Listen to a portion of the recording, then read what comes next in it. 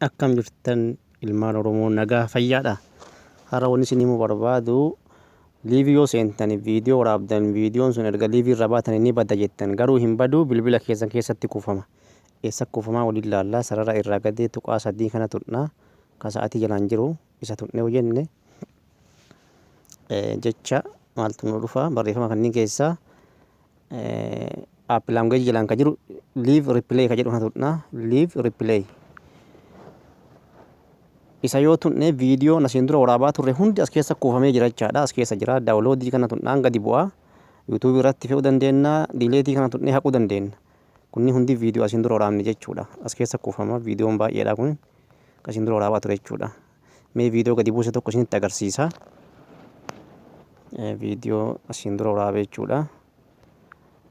Fakkeenyaaf isa kana. Viidiyoo asiin dura waraabee jechuudha. Gadi buuse jechuudha. Sadii wal qixa. Isaanis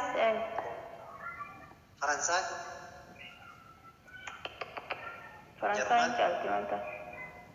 Hin caalti. Ingilizi. Maanta. Hin argan.